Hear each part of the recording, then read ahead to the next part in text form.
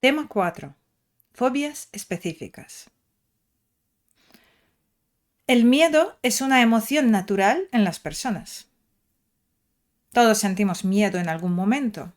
Por ejemplo, en la infancia es normal tener miedo a la oscuridad, a los monstruos o a separarse de los padres. Con el tiempo, estos miedos suelen cambiar y la mayoría de las veces desaparecen. El problema viene cuando el miedo se vuelve patológico. Ahí hablamos de fobias. Las fobias son un trastorno muy común, tanto en niños como en adultos. Seguro que conocéis a alguien con un miedo intenso a los perros, o a una persona que sufre una crisis de ansiedad si tiene que volar en avión, o a alguien que prefiere subir 10 pisos por las escaleras antes que usar un ascensor, o que siente pánico solo con pensar en ir al dentista. Como las fobias son algo tan cotidiano y como la persona puede evitar aquello que le da miedo, tendemos a pensar que no son importantes. Incluso a veces se ven como problemas menores o triviales comparados con otros trastornos.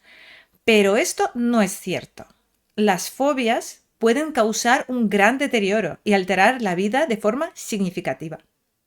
Una fobia puede hacer que una persona ponga en riesgo su salud, por ejemplo, evitando hacerse pruebas médicas necesarias. Puede limitar sus oportunidades profesionales o puede restringir mucho su día a día. Que no veamos muchos casos de fobias en la clínica diaria no significa que no existan. Son muy frecuentes y cuando aparecen condicionan mucho la vida de quien las sufre. La buena noticia es que existen tratamientos. Son tratamientos relativamente simples si los comparamos con otros trastornos. Y además son tratamientos que han demostrado ser altamente eficaces. Eso no quiere decir que el tratamiento sea fácil.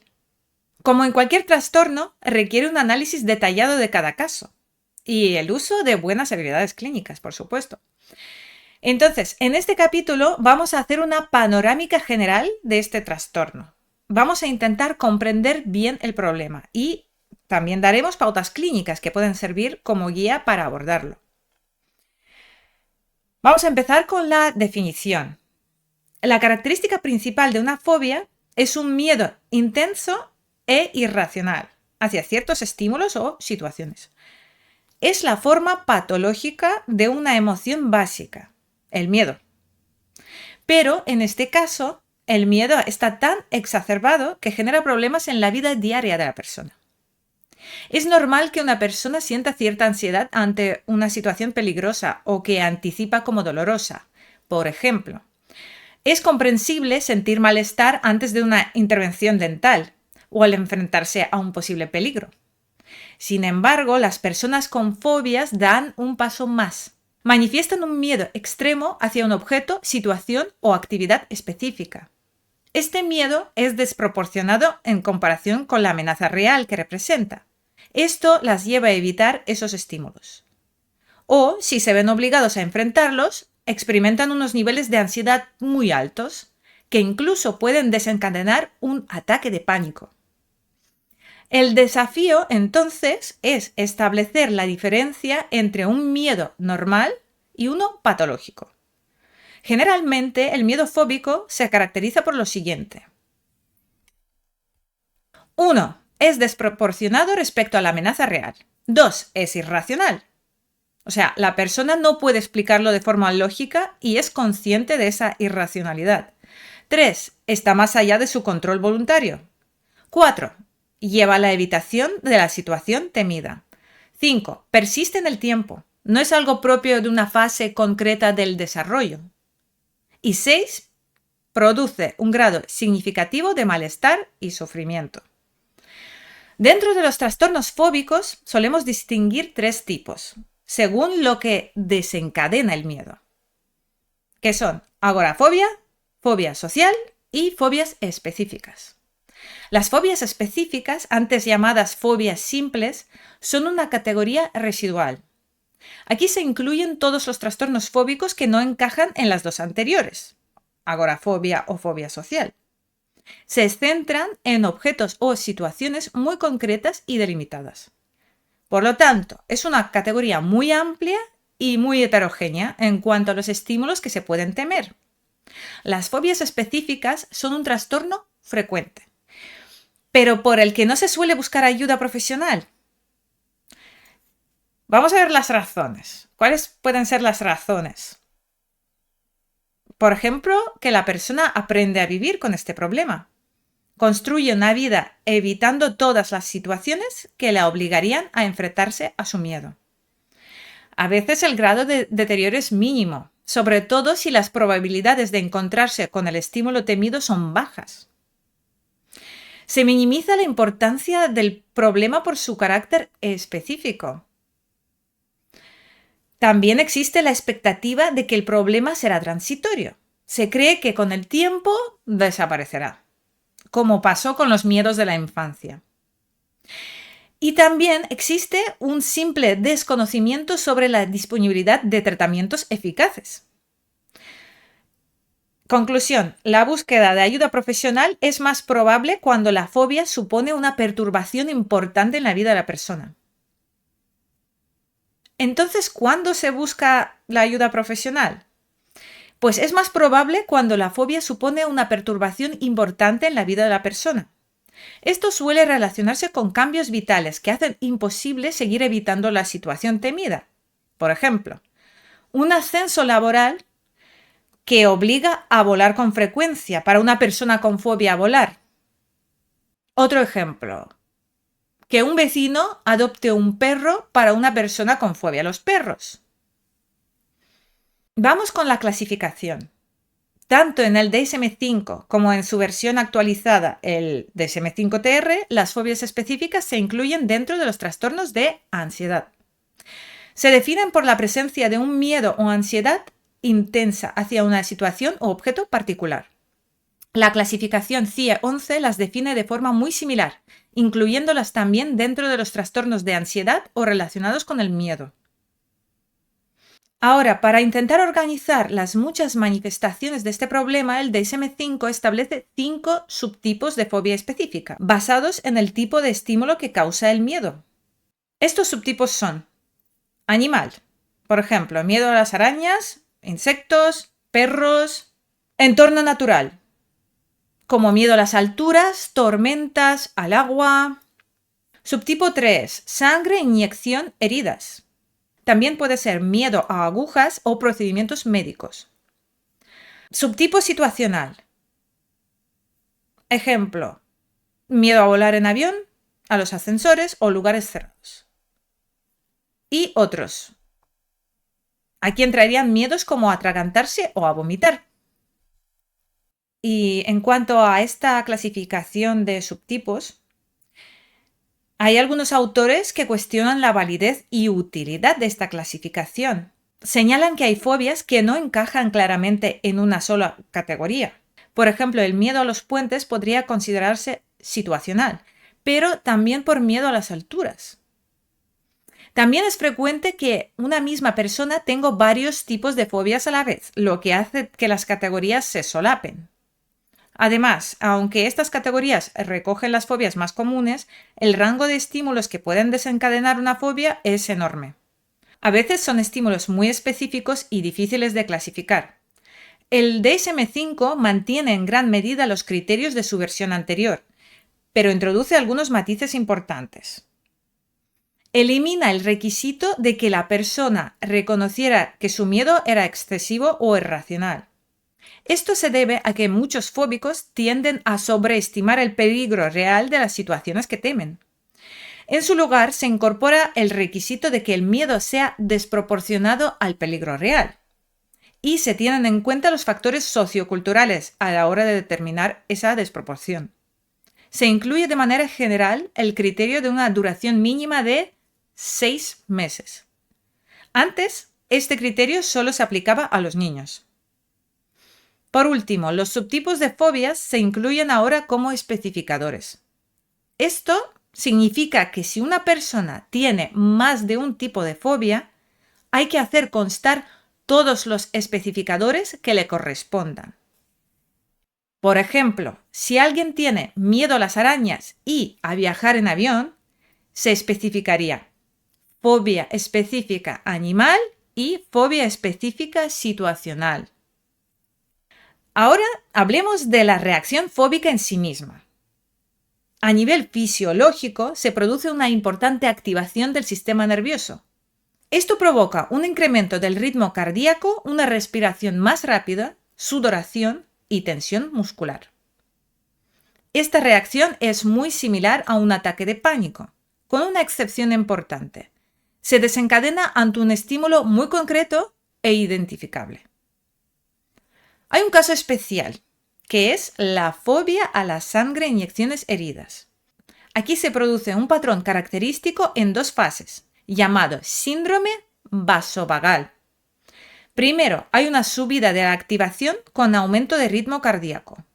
Pero luego viene una brusca bajada de la activación, que provoca un descenso rápido de la frecuencia cardíaca y la presión arterial. Esto se acompaña de náuseas, sudor, palidez, mareo y a veces desmayo. De hecho, en estos casos, la fobia parece estar más relacionada con el miedo a desmayarse que con el estímulo en sí. A nivel cognitivo, la persona experimenta pensamientos de ansiedad centrados en el posible daño que podría ocurrir. Por ejemplo, me va a morder el perro o el avión se va a caer.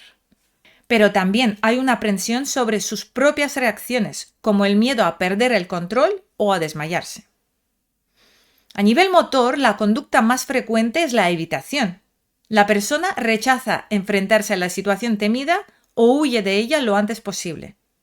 Además, pueden aparecer otras conductas para manejar el miedo, como evitaciones sutiles, como distraerse, tomar algo, usar estrategias peculiares, agarrarse fuerte a una barandilla si se tiene miedo a las alturas. Puede ser un ejemplo. 2. Buscar señales de seguridad. Por ejemplo, solo coger el ascensor si va acompañado.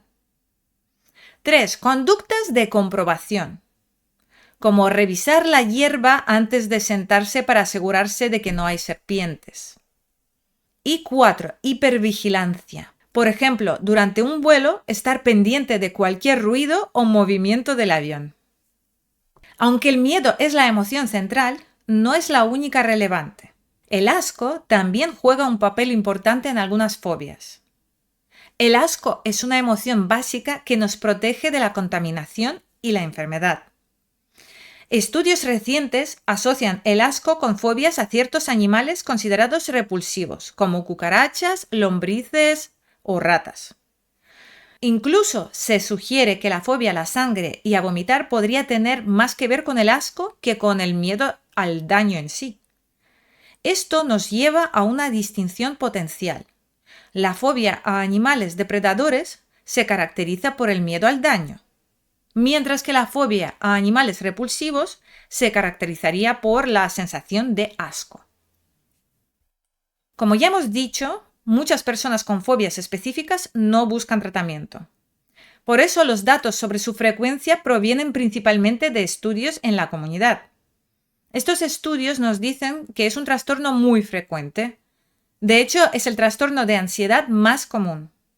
Según un gran estudio europeo que incluyó a España, la prevalencia anual de las fobias específicas es de un 3,5%. ¿Qué significa la prevalencia anual? Pues significa que en un año dado, de cada 100 personas, 3,5 personas aproximadamente, 3-4 personas son los que tienen este problema. La prevalencia a lo largo de la vida es del 7,7%. La prevalencia a lo largo de la vida se llama prevalencia vital. Es diferente a la anual.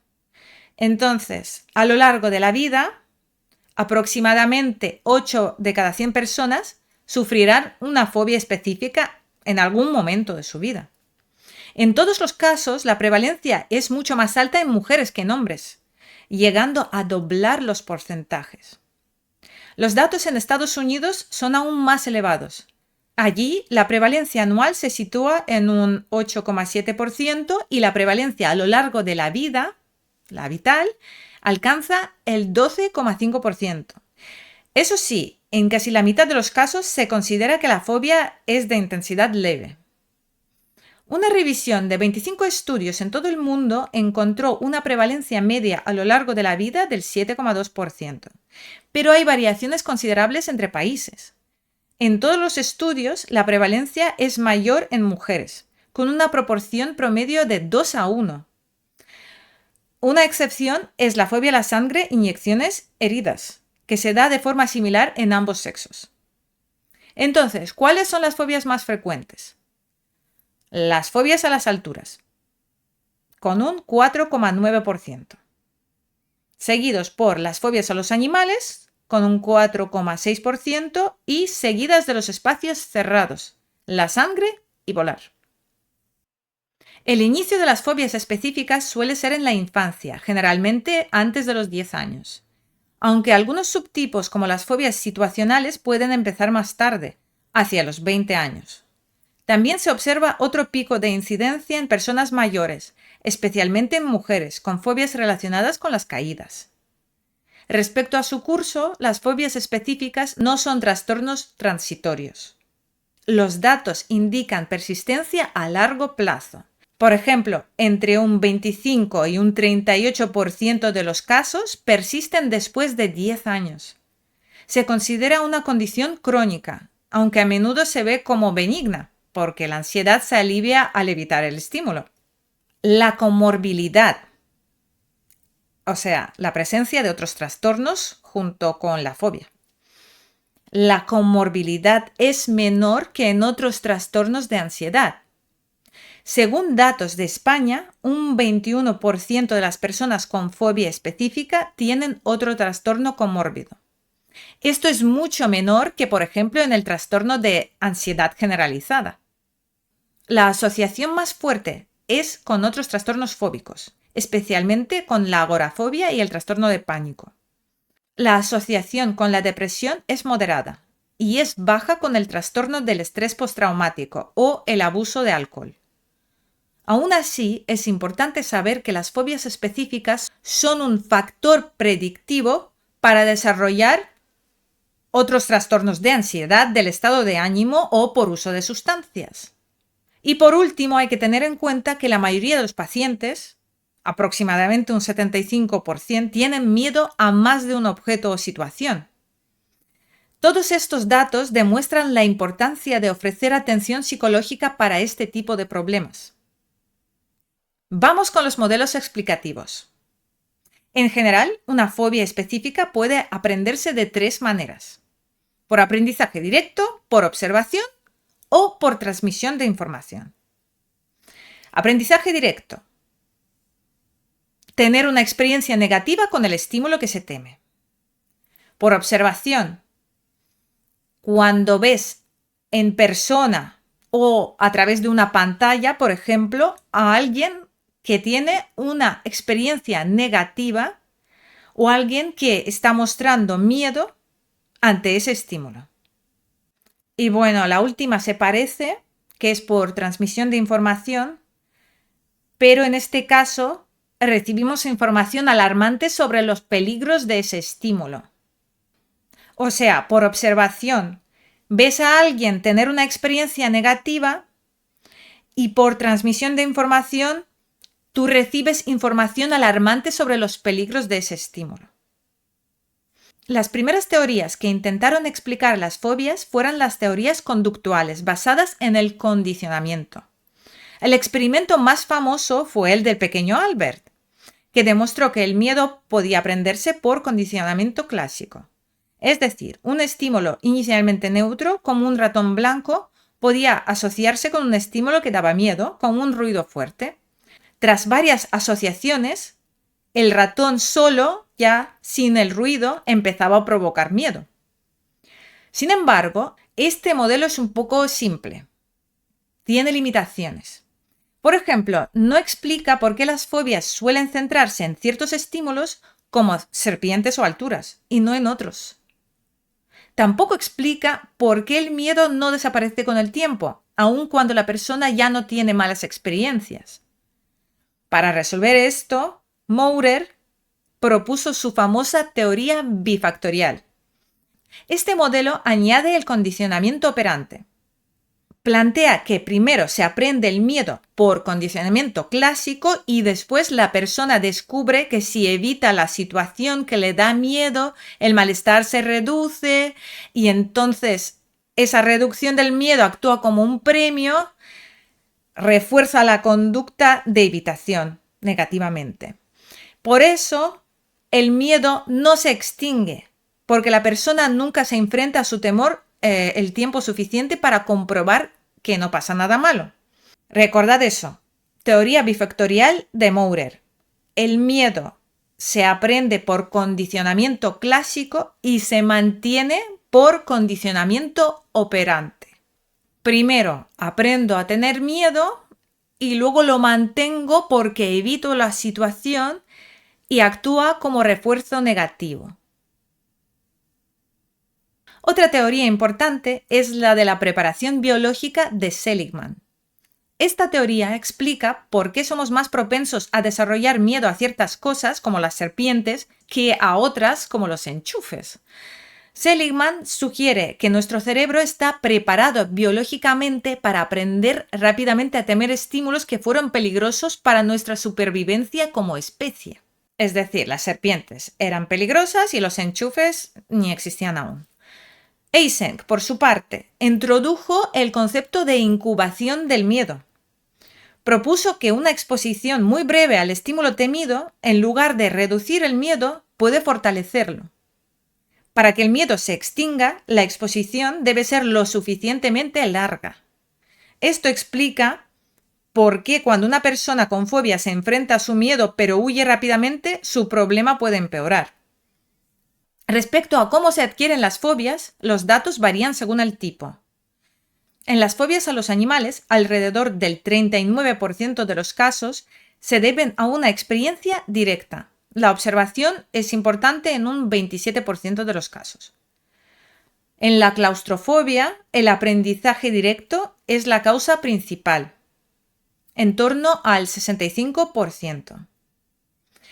En la fobia a la sangre, inyecciones, heridas, también predomina la experiencia directa, en casi un 60%, con un papel notable de la observación.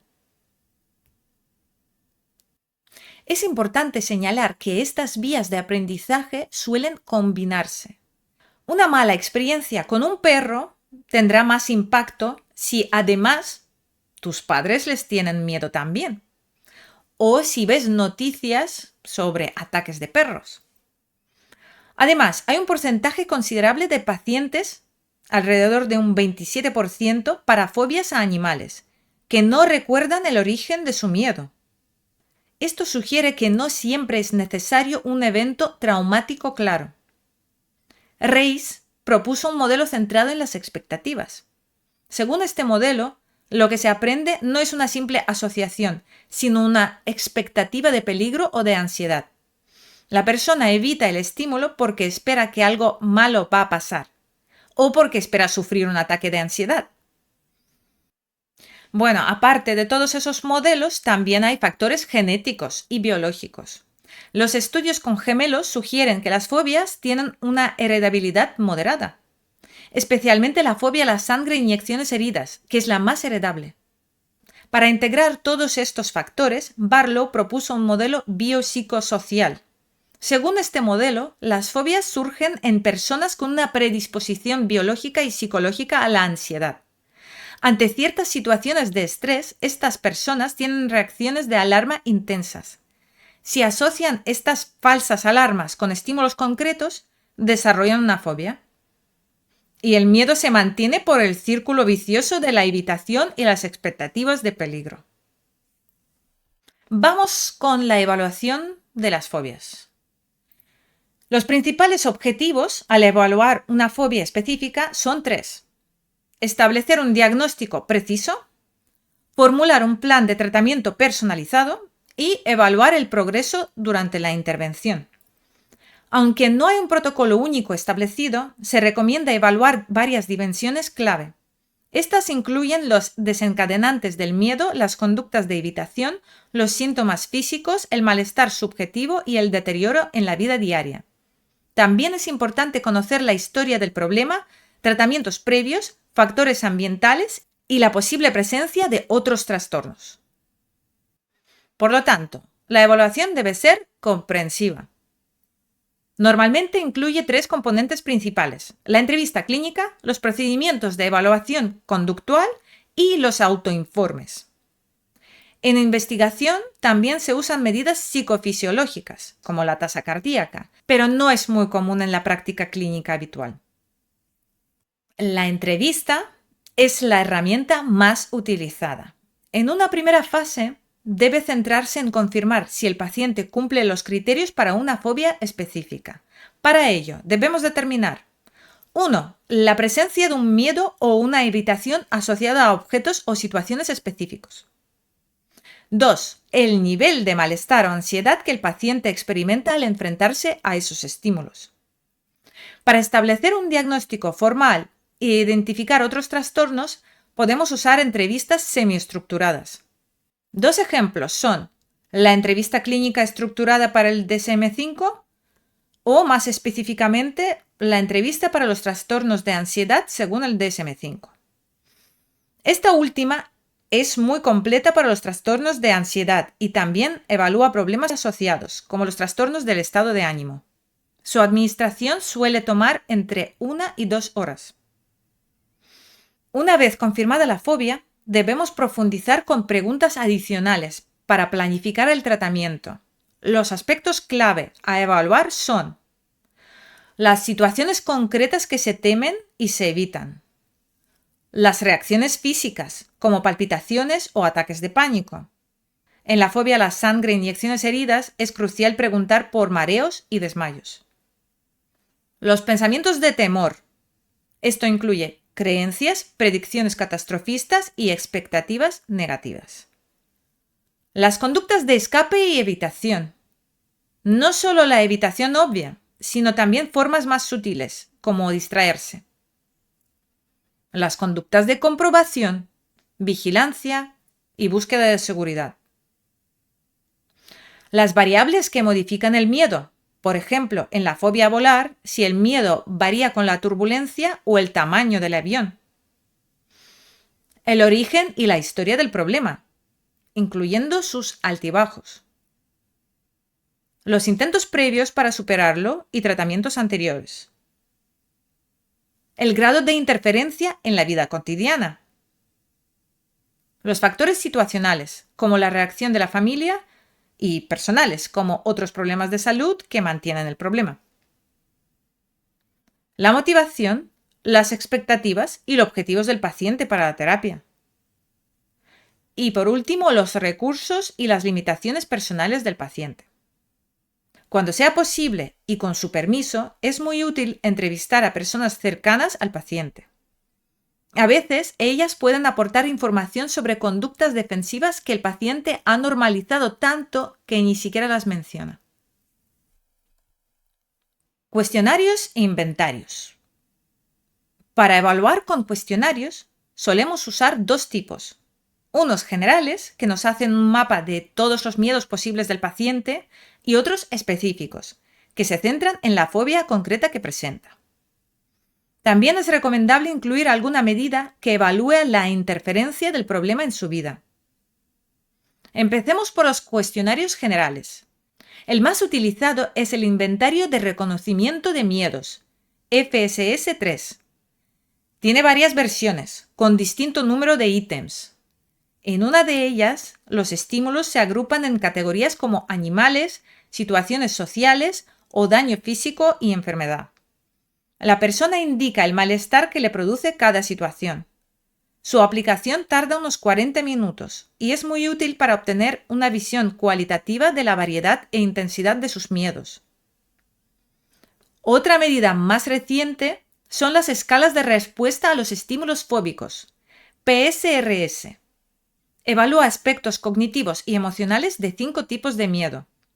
Al igual que el cuestionario anterior, es bueno para identificar áreas problemáticas al inicio, pero no tanto para monitorizar los cambios durante el tratamiento.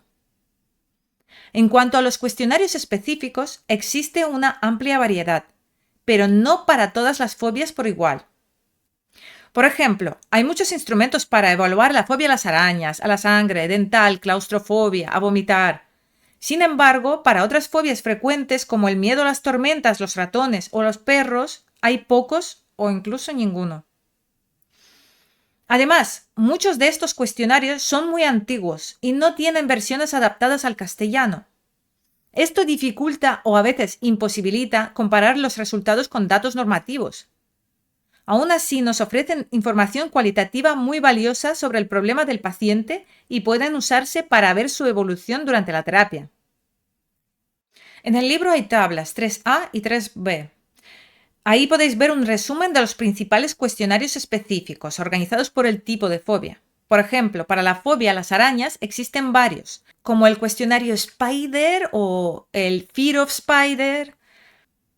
Para la fobia a la sangre e inyecciones heridas, tenemos el Multidimensional Blood Injury Phobia Inventory. Y para la fobia a volar existe la escala de miedo a volar, desarrollada en español. Para los casos en los que no hay un cuestionario específico disponible, VADOS propone una alternativa muy práctica, el índice de evaluación de la fobia específica. Es una medida breve de solo 5 ítems, fácil de usar y aplicar y muy útil para seguir la evolución en cualquier tipo de fobia.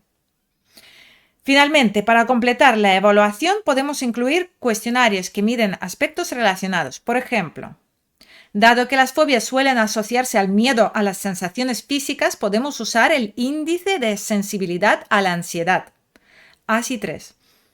En fobias donde el asco es relevante, como la sangre e inyecciones o a ciertos animales, podemos emplear la escala de asco, DS, o la escala revisada de sensibilidad y propensión al asco, DPSS-R. Y, crucialmente, debemos valorar la interferencia. Para ello podemos usar instrumentos como la escala de evaluación de la actividad global, EEAG, o la escala de inadaptación. Más allá de los cuestionarios estandarizados, tenemos otras herramientas muy prácticas basadas en el autoinforme del paciente.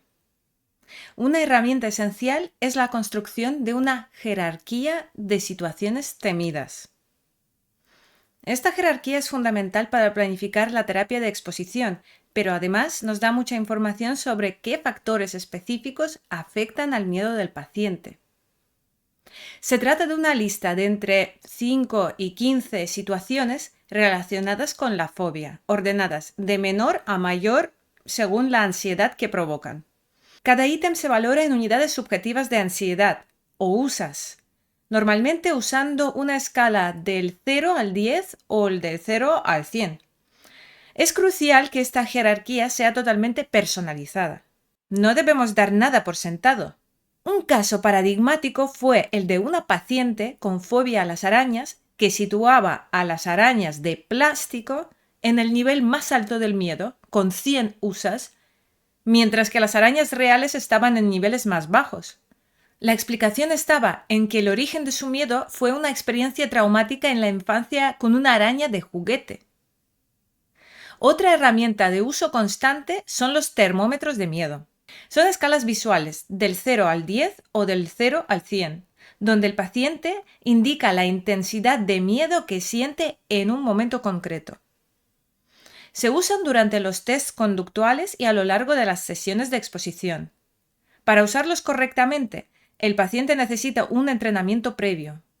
Debemos establecer puntos de referencia claros, asociando, por ejemplo, el 100 de la escala con la situación más temida de su jerarquía y el 0 con un estado de completa tranquilidad. Vamos con las medidas conductuales.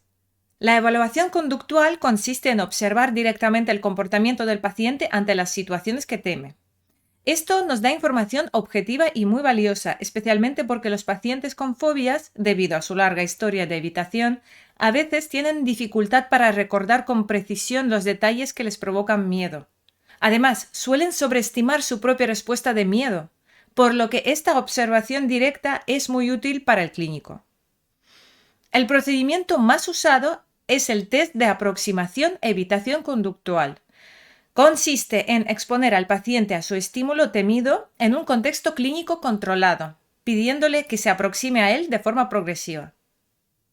Esto nos permite observar su respuesta real ante un estímulo que normalmente evita y nos ayuda a identificar las variables que influyen en su miedo, lo cual es clave para diseñar bien la exposición. Existen dos tipos principales de este test: el test progresivo y el test selectivo. El test progresivo es donde el paciente se involucra paso a paso con el estímulo, como subir peldaños de una escalera si tiene miedo a las alturas. Y el test selectivo es donde el clínico elige uno o dos ítems específicos de la jerarquía y pide al paciente que los complete. Durante el test se registran variables cuantitativas, como la distancia que logra acercarse, el tiempo que aguanta o la intensidad del estímulo que tolera. También se le pide al paciente que verbalice sus pensamientos y sentimientos y que evalúe su ansiedad en intervalos regulares usando el termómetro de miedo. Así, este test nos proporciona información muy completa sobre la conducta, la cognición y la reactividad ante el miedo. Es importante tener en cuenta que algunos pacientes pueden estar demasiado ansiosos para realizar este test antes de empezar el tratamiento, teniendo que posponerlo.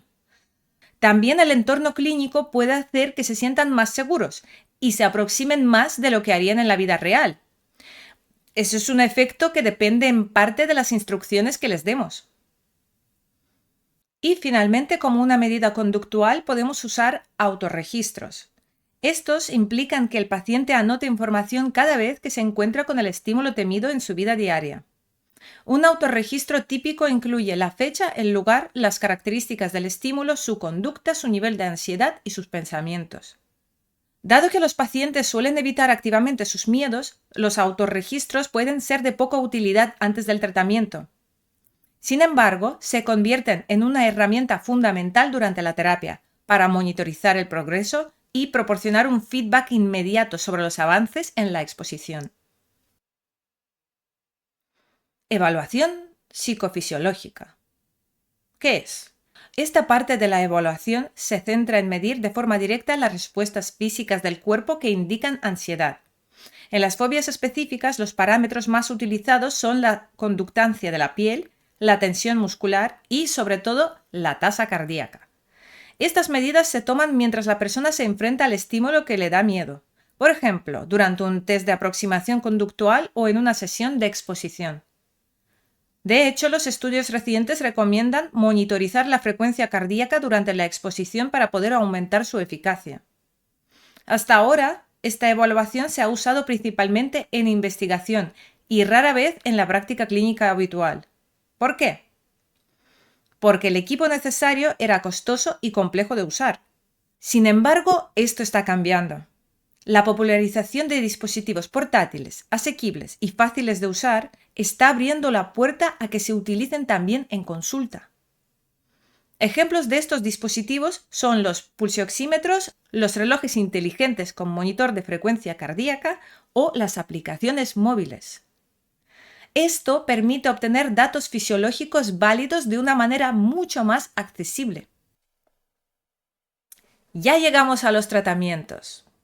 Las principales guías y revisiones científicas coinciden en un punto: el tratamiento con mayor apoyo empírico para las fobias específicas es la terapia basada en la exposición. Esto incluye la exposición en vivo, la exposición en imaginación, la realidad virtual, la desensibilización sistemática y una técnica específica para la fobia a la sangre llamada tensión muscular aplicada. De hecho, la Asociación Americana de Psicología otorga a las terapias de exposición la calificación de con fuerte apoyo empírico. Aunque existen varias modalidades, la evidencia respalda más firmemente a la exposición en vivo. ¿En qué consiste la exposición? Básicamente en presentar al paciente la situación que evita de manera repetida y controlada hasta que su malestar disminuye. El mecanismo exacto no está del todo claro, pero no se trata solo de un acostumbrarse, de una habituación. Implica cambios cognitivos, nuevas expectativas y la creación de nuevos aprendizajes que inhiben el miedo antiguo. Recordadlo, dicen que es un aprendizaje nuevo que inhibe el aprendizaje anterior. No es solo habituación. O eso es lo que se dice ahora mismo. La exposición en vivo. La exposición en vivo significa la confrontación real con los estímulos temidos. Puede ser en la consulta o, preferiblemente, en el entorno natural del paciente. Suele ser progresiva y graduada. Por ejemplo, para una fobia a las arañas, empezaría con fotos, luego con arañas de plástico y, finalmente, con arañas reales. Puede hacerse en una sesión larga o en varias más cortas. Los metaanálisis confirman que es altamente efectiva. Una variante muy útil es el modelado participante, donde el terapeuta muestra primero cómo interactuar con el estímulo, enseñando las habilidades necesarias. ¿Cuáles son las alternativas cuando la exposición en vivo no es posible? Porque a veces no es factible. En estos casos, podemos recurrir a otras formas. Por ejemplo, exposición en imaginación. ¿De qué se trata? El paciente evoca mentalmente los estímulos temidos. Es muy flexible, permite repetir escenas y modificar el contexto a voluntad. Otra forma de exposición que no sea en vivo es realidad virtual. Sitúa al paciente en un entorno virtual generado por ordenador. Es especialmente prometedora para fobias como volar o a las alturas, donde la exposición real es costosa o difícil de organizar. Estas alternativas son útiles cuando los estímulos son de difícil acceso, peligrosos, impredecibles o muy costosos. También son una buena opción para pacientes que se muestran reacios a comenzar con la exposición en vivo directa. Una técnica pionera que combina la exposición en imaginación con un estado de relajación se llama desensibilización sistemática. Suele ser más larga y tiene menos efectos sobre la conducta de evitación, por lo que no se recomienda como primera elección. Otra técnica, tensión muscular aplicada. Esta es una técnica específica para la fobia a la sangre, inyecciones, heridas. Combina la exposición con ejercicios de tensión muscular para aumentar la presión arterial y prevenir los mareos y desmayos típicos de esta fobia. Se considera el tratamiento de elección para estos casos. ¿Cuál es el papel de la terapia cognitiva? La terapia cognitiva por sí sola puede ser eficaz para algunas fobias, como por ejemplo la claustrofobia. Sin embargo, su uso más común es como complemento a la exposición. Ayuda a identificar y modificar pensamientos irracionales como la sobreestimación del peligro. Aunque es útil, los estudios no muestran que añadir terapia cognitiva a la exposición incremente significativamente su eficacia. ¿Y qué hay de tratamientos farmacológicos? A diferencia de otros trastornos de ansiedad, no hay un fármaco de primera elección para las fobias específicas. Pero se usan a veces como complemento. Sin embargo, hay poca evidencia de su valor añadido. Se han usado beta bloqueantes y benzodiazepinas para algunas situaciones agudas, por ejemplo, un vuelo puntual. Pero su efecto es limitado y la ansiedad suele regresar al suspender la medicación. Un enfoque más prometedor son los fármacos que fortalecen el aprendizaje, como la D-ciclocloserina. Puede potenciar los efectos de la exposición si se administra justo después de una sesión exitosa, pero puede ser contraproducente si el miedo aún es muy alto. ¿Qué datos tenemos sobre la eficacia de los tratamientos? Antes de ver los datos, es importante recordar que los tratamientos pueden tener efectos distintos en las diferentes áreas del miedo. Es decir, no siempre mejoran por igual la respuesta fisiológica, los pensamientos y la conducta de evitación. Por ejemplo, la exposición logra cambios cognitivos, aunque no se centre directamente en ellos. Sin embargo, la habituación de las respuestas fisiológicas, como los latidos del corazón acelerados, suele ser más complicada. También se ha visto que la relación entre ansiedad y evitación no es tan directa. A veces los pacientes dejan de evitar la situación, se exponen a ella, pero siguen sintiendo malestar y activación fisiológica. es decir, aprenden a afrontar la situación a pesar del miedo. Esto nos muestra la necesidad de evaluar la eficacia de forma integral, midiendo la valoración subjetiva, la conducta de evitación y, si es posible, la respuesta fisiológica. Debemos hacerlo no solo justo después del tratamiento, sino también a medio y largo plazo. Los datos principales sobre la eficacia son muy claros. Los tratamientos psicológicos, especialmente los basados en la exposición, son significativamente más eficaces que no recibir tratamiento. El tamaño de este efecto es grande. Significa que tras el tratamiento, los pacientes que recibieron terapia están mejor que el 84% de quienes no la recibieron. Las terapias de exposición son claramente superiores a los placebos. Esta superioridad no solo se mantiene, sino que incluso aumenta en los seguimientos a lo largo del tiempo. Cuando comparamos la exposición con otros tratamientos activos que no se basan en la exposición, los datos avalan la superioridad de la exposición. Los pacientes que reciben exposición mejoran más que aproximadamente el 64% de quienes reciben otro tipo de terapia activa. Respecto a la terapia cognitiva, los resultados son mixtos. Puede ser eficaz por sí sola para fobias como la dental o la claustrofobia. Sin embargo, cuando se combina con la exposición, los metaanálisis no encuentran que añada una mejora significativa. Aunque sí puede tener otros beneficios, como hacer que la exposición se perciba como menos intrusiva. En cuanto a la modalidad de exposición, la evidencia señala la superioridad de la exposición en vivo, como hemos dicho ya antes. Obtiene mejores resultados en el posttratamiento que otras alternativas, como la realidad virtual, aunque esta ventaja puede reducirse en los seguimientos a largo plazo. Los porcentajes de recuperación con exposición en vivo son muy altos, entre el 80 y el 90%. Pero hay que tener en cuenta las tasas de rechazo y abandono, que pueden llegar al 15% de media e incluso al 45% en algunos estudios. Finalmente, se han identificado varios factores que pueden mejorar la eficacia de la exposición. Introducir variaciones en el contexto y en los estímulos durante las sesiones. Que la exposición sea dirigida por el terapeuta. Una práctica más frecuente, como las sesiones diarias, parece ser más eficaz, por lo menos al corto plazo. Práctica más frecuente. Se recomienda centrarse también en la emoción de asco, si está presente, y en las cogniciones de miedo durante la exposición.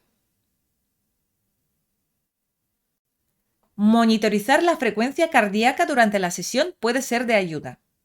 Y por último, factores como una alta motivación y alta autoeficacia del paciente potencian el efecto del tratamiento.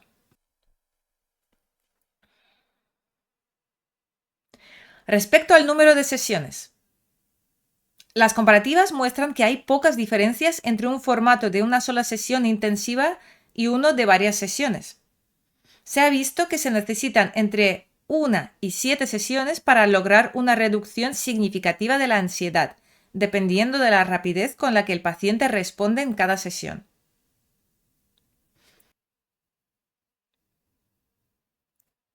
Y aquí es donde llegamos a la propuesta de tratamiento. Vamos a ver un programa de referencia paso a paso para tratar las fobias específicas. Está basado en la aplicación de la exposición en vivo. El procedimiento general es simple en teoría, pero aplicarlo requiere flexibilidad para adaptarse a cada caso y a circunstancias imprevistas. También es crucial conseguir que el paciente acepte la técnica y realice las tareas.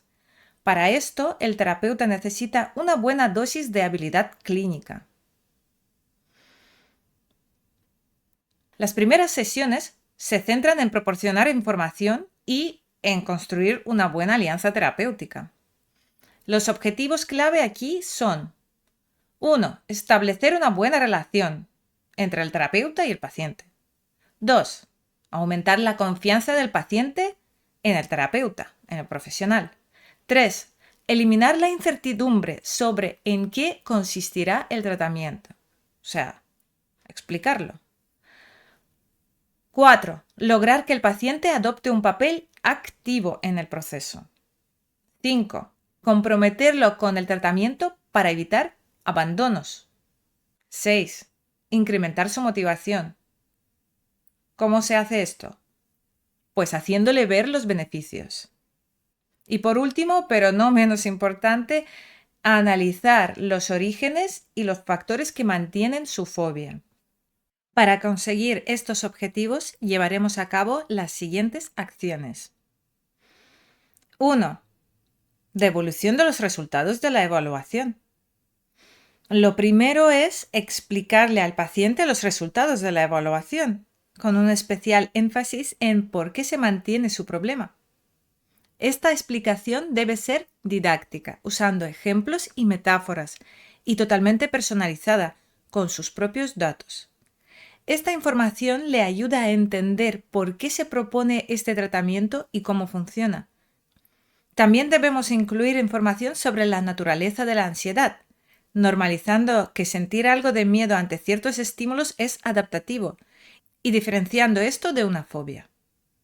La idea es hacerle ver que cierto grado de ansiedad, aunque molesta, no es necesariamente peligrosa. Si el paciente no identifica el origen de su fobia, hay que aclararle que no es un impedimento para el tratamiento, ya que nos centramos en los factores que la mantienen ahora. Paso 2. Presentación y justificación del tratamiento. Después de devolver los resultados de la evaluación, presentamos la exposición como el tratamiento elegido.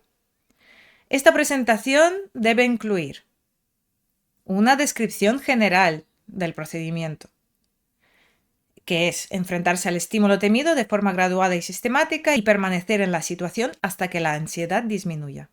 También debemos presentarla como una alternativa a la evitación. Es normal que el paciente sienta desconfianza o reticencia, ya que le estamos pidiendo que haga justo lo contrario de lo que ha hecho siempre. Debemos explicar con claridad cómo sus estrategias de evitación han mantenido el problema y cómo la exposición puede romper ese círculo. También debemos explicar qué se consigue con la exposición, que es romper la asociación entre la situación y la ansiedad, comprobar que las consecuencias temidas no ocurren y aprender a manejar la ansiedad. También tenemos que ser transparentes sobre el malestar. Hay que dejar claro que durante la exposición va a experimentar ansiedad. Podemos usar la analogía de la fisioterapia, que a veces duele, pero es necesario para recuperarse. Es crucial explicar la curva de la ansiedad.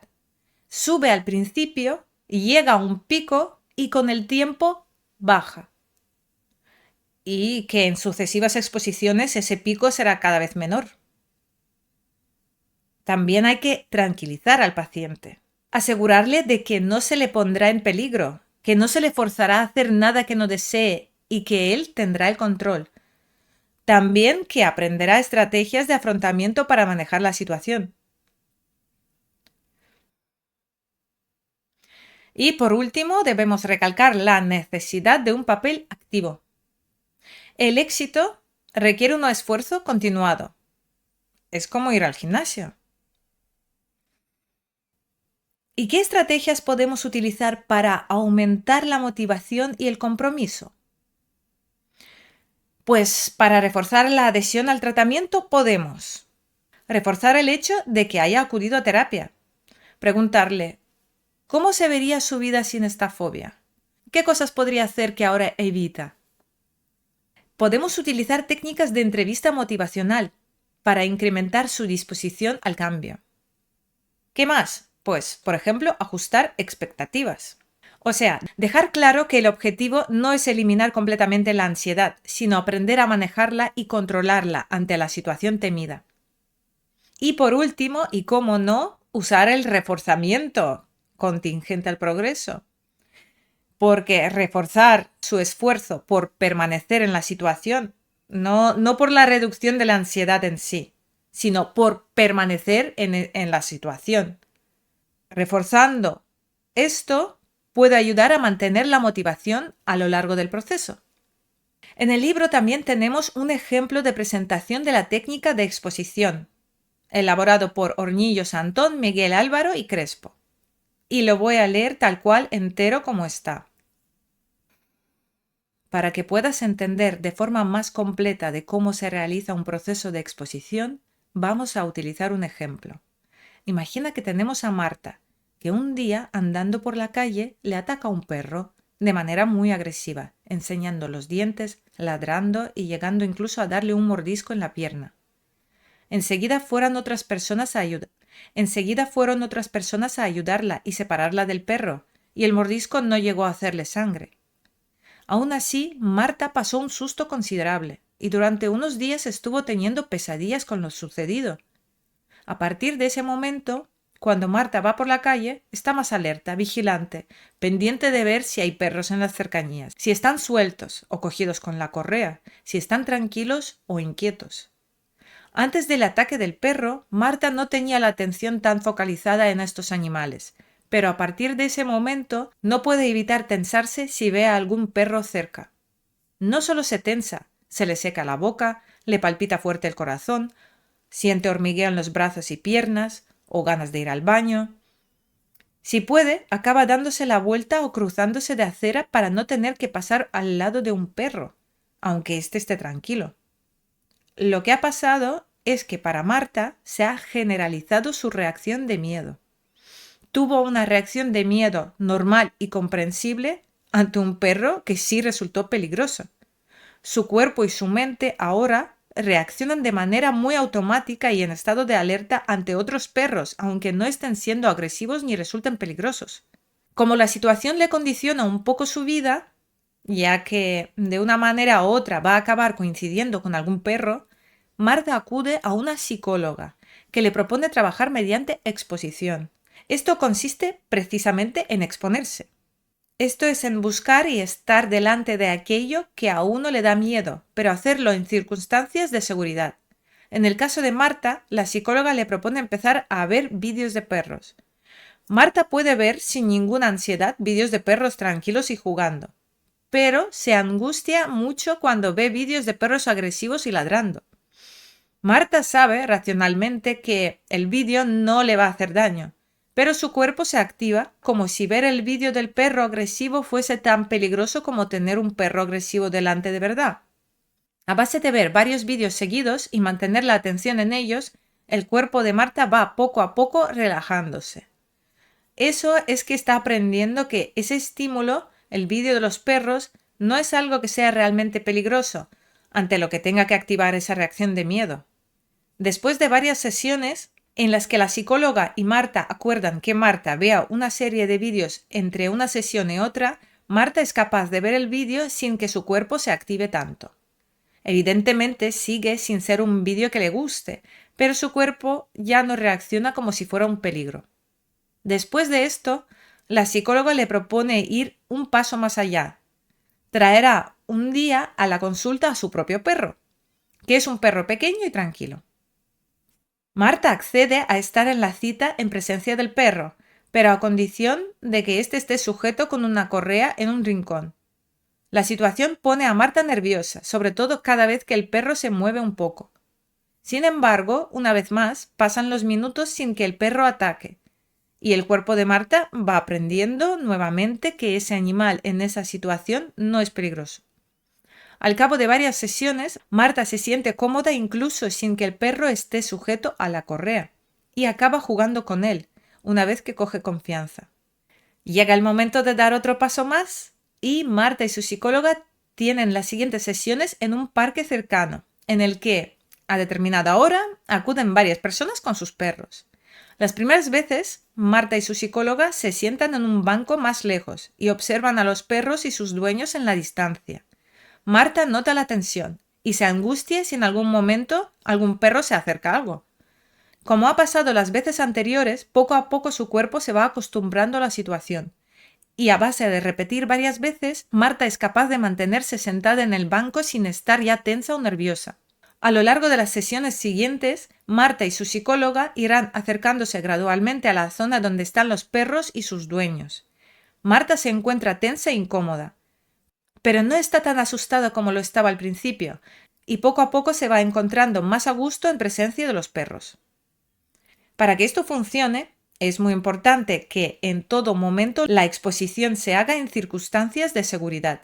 Si en algún momento hubiera un perro más inquieto o agresivo, no habría que seguir adelante con la técnica, porque ahí estaríamos introduciendo nuevamente un elemento que puede resultar peligroso. Pero la mayoría de las veces los perros están tranquilos y no le van a hacer nada. Bueno, un ejemplo simpático y bastante claro. Y pasamos al entrenamiento de habilidades. Porque antes de comenzar con la exposición propiamente dicha, puede ser muy útil entrenar al paciente en algunas herramientas. El objetivo es que pueda manejar mejor el malestar que surgirá durante las sesiones de exposición. Aunque no hay evidencia de que estas técnicas aumenten por sí solas el efecto de la exposición, muchos autores defienden su utilidad, sobre todo para que el paciente acepte mejor el tratamiento y para facilitar su aplicación. La decisión de incluirlas o no dependerá de las características de cada caso. Si se deciden usar, es mejor entrenarlas antes de empezar la exposición o, como muy tarde, en paralelo a la identificación de los estímulos fóbicos y la construcción de la jerarquía. ¿Cuáles son las estrategias más utilizadas? Pues son provisión de información sobre el estímulo temido, técnicas de control de la activación, control de pensamientos y tensión aplicada para la fobia a la sangre e inyecciones heridas.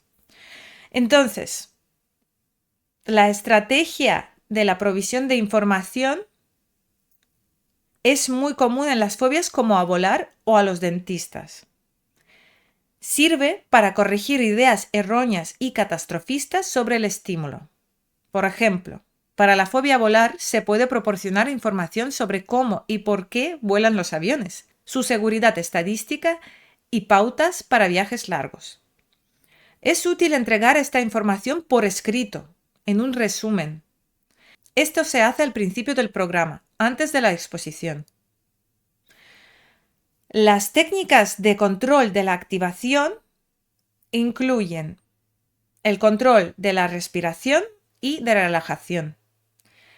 Están especialmente indicadas estas técnicas cuando el paciente tiene reacciones físicas intensas que interfieren con el afrontamiento de la situación. Por ejemplo, una tensión muscular excesiva en el dentista va a dificultar mucho el tratamiento. Pues se trabaja con eso. Control de pensamientos. ¿Qué es? Aquí se utiliza la reestructuración cognitiva cuando identificamos pensamientos negativos que pueden sabotear la exposición. El foco está en dos tipos de ideas. La sobreestimación de la probabilidad de que ocurra algo malo. Por ejemplo, es muy probable que el avión se caiga. Y no. Y la catastrofización de las consecuencias. Por ejemplo, sería terrible e incontrolable que una serpiente me tocara. Es decir, en el control de pensamientos intentamos quitar esa sobreestimación o esa catastrofización. Y bueno, la atención aplicada sirve específicamente para la fobia a la sangre, inyecciones heridas, y es muy útil. El método consiste en enseñar al paciente a realizar ejercicios de tensión muscular. Esto aumenta temporalmente la presión arterial, lo que ayuda a manejar y prevenir la sensación de mareo y el desmayo característicos de esta fobia. Vamos con la jerarquía. El primer paso práctico de la exposición es identificar todos los estímulos fóbicos, es decir, las circunstancias específicas que desencadenan la respuesta de ansiedad en el paciente. Al hacer esta lista debemos tener en cuenta varias consideraciones importantes. Las descripciones deben ser muy específicas.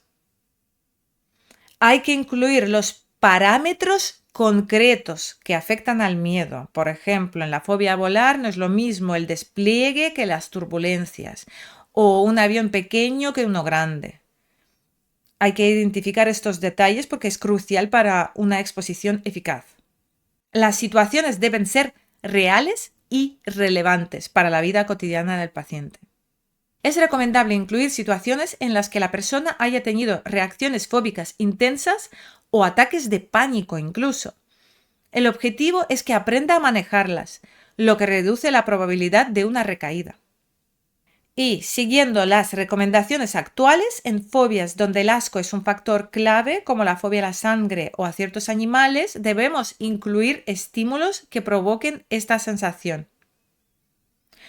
Una vez tenemos la lista de estímulos, construimos la jerarquía de exposición.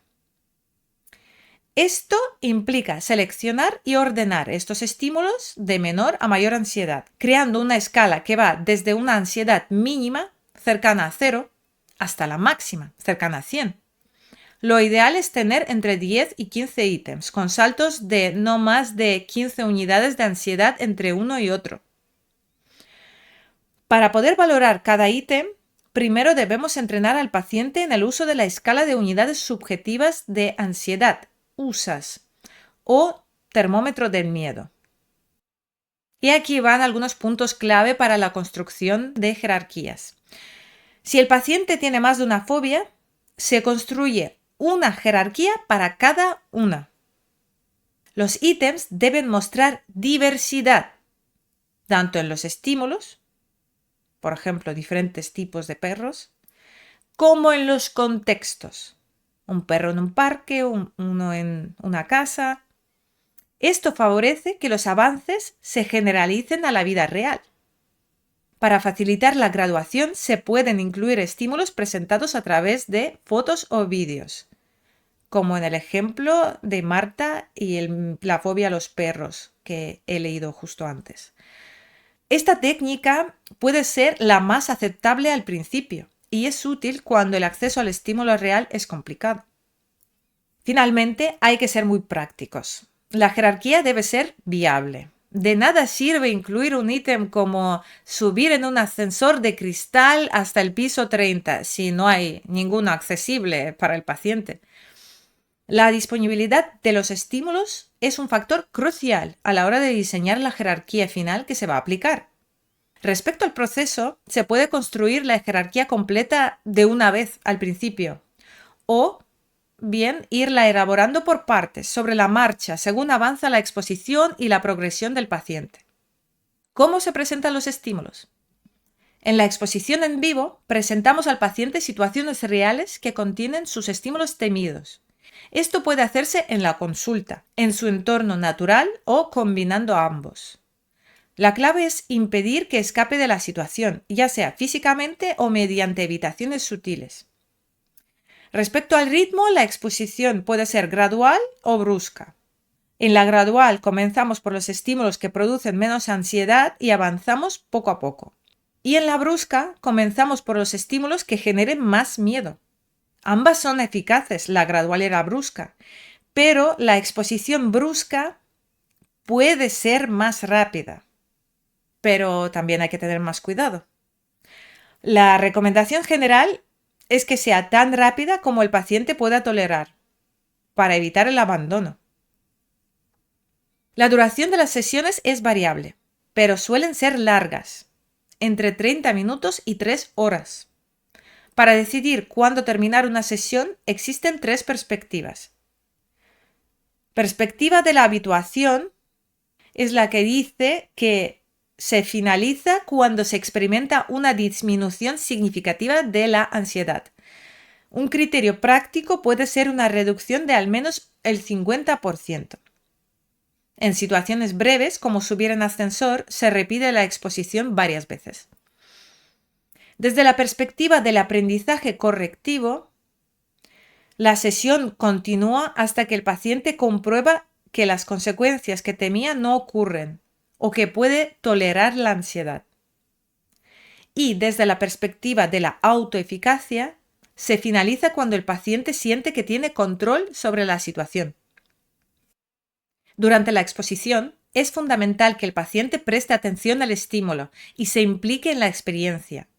Debemos estar alerta a las conductas de evitación, tanto manifiestas como alejarse o cerrar los ojos, como encubiertas. Pensar en otra cosa. Para combatirlas, podemos pedirle que verbalice lo que siente y que aplique las estrategias de afrontamiento aprendidas. Si el paciente se siente desbordado, puede usar estrategias distractoras o incluso de escape temporal. Lo crucial es que vuelva a exponerse inmediatamente después, para que la evitación no se convierta en una señal de seguridad.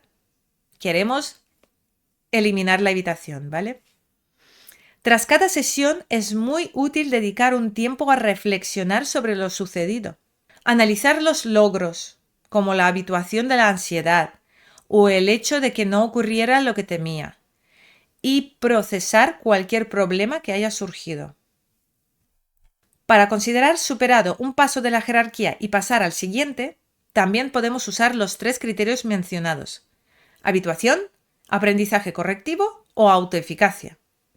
Si el progreso se estanca, suele indicar que el paso es demasiado difícil y necesitamos crear uno intermedio. Respecto a la frecuencia, las sesiones concentradas, o sea, varias sesiones por semana todas juntas, reducen el miedo más rápido a corto plazo. Pero las sesiones espaciadas, por ejemplo, una sesión por semana, pueden tener mejores efectos a largo plazo. En la práctica, lo común es usar sesiones semanales, pero complementándolas con tareas para casa. Incluso existen protocolos de una sola sesión intensiva de hasta 3 horas. La exposición puede ser guiada por el terapeuta o en forma de autoexposición, o sea, realizado por el paciente por su cuenta. Lo más habitual es combinar ambas. Para la autoexposición es esencial proporcionar instrucciones claras, mejor por escrito o mediante manuales. Usar autorregistros donde el paciente anote la actividad, su ansiedad máxima y las estrategias que usó. Y si es necesario, se puede contar con un coterapeuta y puede ser un familiar o un amigo del paciente. Entrenados por el terapeuta. Y pueden acompañar esos coterapeutas y motivar al paciente, combinándolo siempre con la práctica en solitario, porque queremos evitar dependencia también. El principal desafío de la autoexposición es la persistencia. Para mantenerla es crucial establecer una graduación adecuada de los objetivos y contar con el apoyo de coterapeutas que motiven al paciente. A medida que avanza el tratamiento, debemos fomentar que el paciente tome la iniciativa en planificar sus propias sesiones de exposición. No solo lo decimos nosotros, el paciente tiene que ser activo también. Cuando la exposición en vivo no es posible, la exposición en imaginación se convierte en una alternativa muy válida. Esto ocurre con estímulos esporádicos, impredecibles, peligrosos o incontrolables. También es útil para pacientes reacios a comenzar con la exposición en vivo, aunque en estos casos la autoexposición guiada puede ser una opción aún más potente.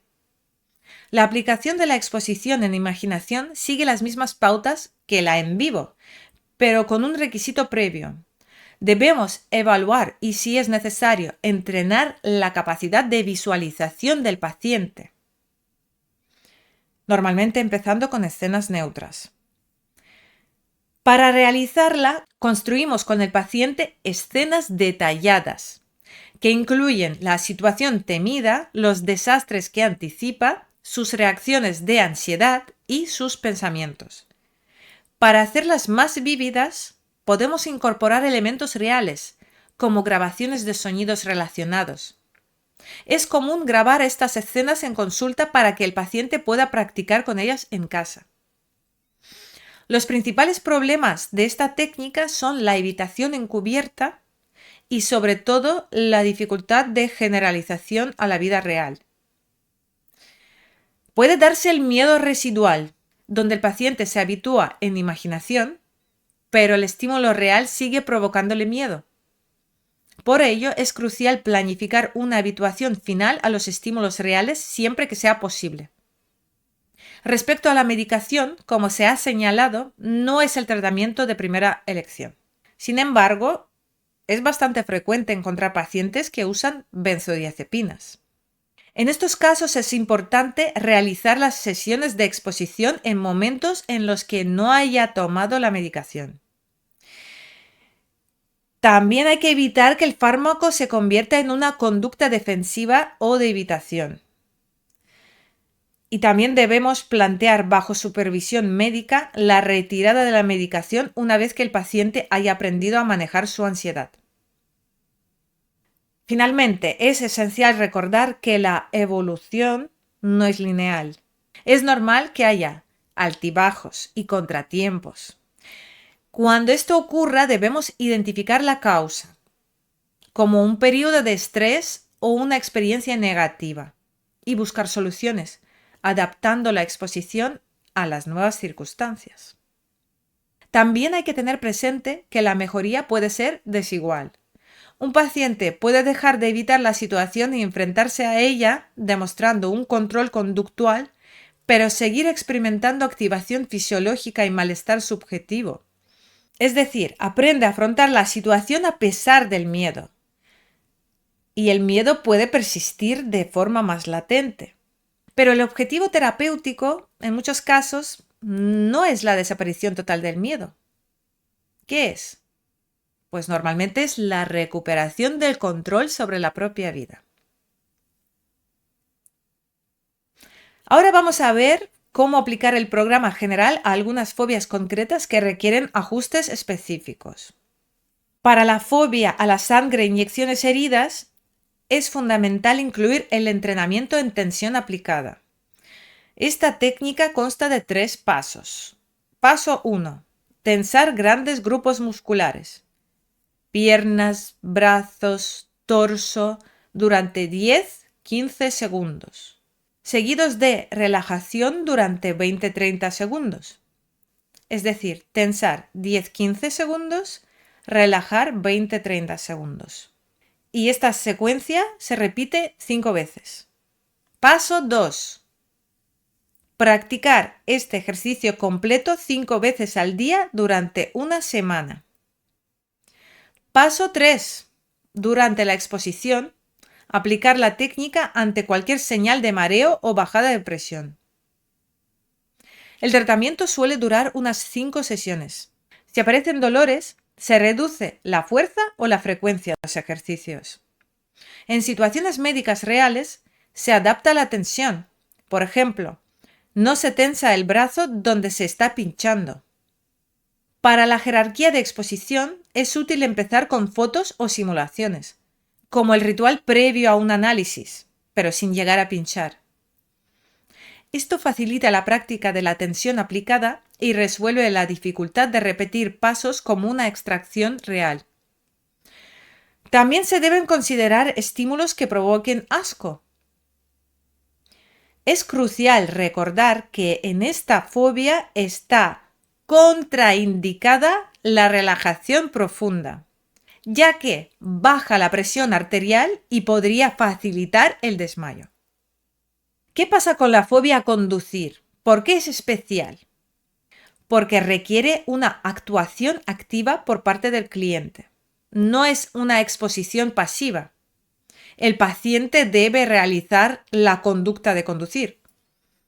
Antes de empezar, es imprescindible valorar si existe algún déficit real en sus habilidades al volante.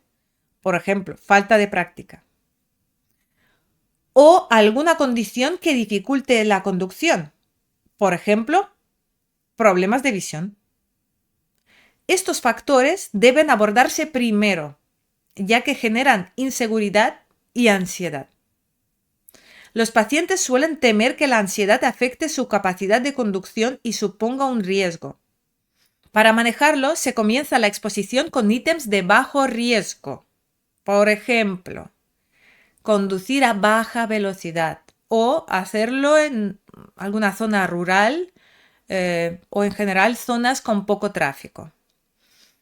Incluso se puede añadir exposición interoceptiva. Otra alternativa prometedora es el uso de simuladores o videojuegos realistas antes de pasar a la exposición en vivo. Una fobia que limita severamente la vida puede ser la fobia a atragantarse, que puede llevar a la evitación de la mayoría de los alimentos sólidos. En casos graves, la persona puede alimentarse solo de líquidos y purés. El tratamiento suele incluir, primero, información sobre la baja probabilidad real de atragantarse y las estrategias para afrontarlo. 2. Reestructuración cognitiva de creencias erróneas sobre sensaciones físicas, como puede ser que un paciente diga, se me cierra la garganta. Explicar que no es así. Esa es su sensación física que deriva de una cognición. 3. Exposición interoceptiva a sensaciones relacionadas. Por ejemplo, hacemos una leve presión en el cuello y el paciente se expone interoceptivamente en su interior a una sensación que está relacionada, que puede ser parecida a lo que es atragantarse. Y 4. Exposición en vivo a los alimentos evitados, empezando por los más similares a su dieta actual. O sea, gradualmente, desde lo más fácil y lo que menos ansiedad causa a lo más difícil. Por ejemplo, sopas espesas. Empezamos por sopas espesas y poquito a poquito introducimos ya alimentos más sólidos. Y esto se hace primero en consulta y luego en casa. Estas sesiones pueden ser muy largas y costosas para el paciente, por lo que el reforzamiento por cada logro, por pequeño que sea, es esencial. Y por último, vamos a comentar un poco la fobia a volar en avión. Este es un ejemplo clásico donde la exposición en vivo es difícil porque es costosa y poco controlable. Por ello, los programas suelen ser multicomponente e incluir 1. Información sobre el funcionamiento de los aviones y seguridad aérea. 2. Reestructuración cognitiva sobre la sobreestimación del peligro. 3. Entrenamiento en control de la activación, o sea, relajación, respiración. 4. Entrenamiento en autoinstrucciones para usar durante el vuelo. 5. Exposición en imaginación, realidad virtual o simuladores, que permiten controlar parámetros como las turbulencias. Y 6. Exposición en vivo, o sea, autoexposición, aplicando las estrategias aprendidas. Según el caso, puede ser necesario añadir también técnicas de distracción. Si el paciente es hipervigilante a todo lo que ocurre en el avión, pues habrá que distraerse. Y la exposición interoceptiva también, si hay un miedo intenso a las sensaciones físicas del vuelo.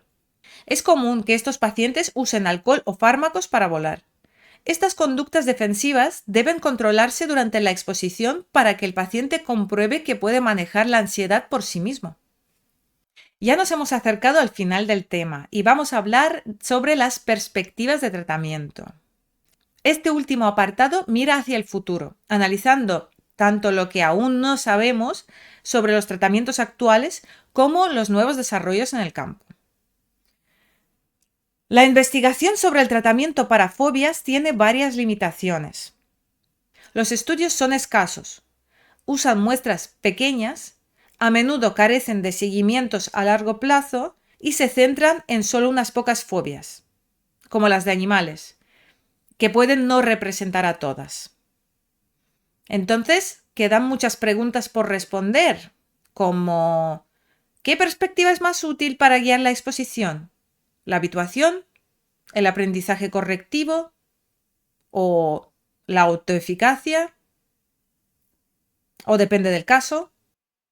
También deberíamos determinar la eficacia de la exposición intermitente o dosificada, con breves periodos de exposición seguidos de descanso, para hacer la técnica menos aversiva.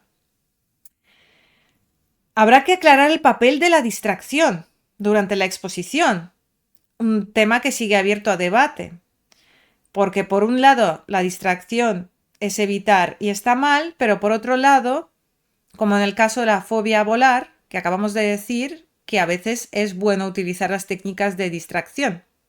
Resumiendo, hay debate.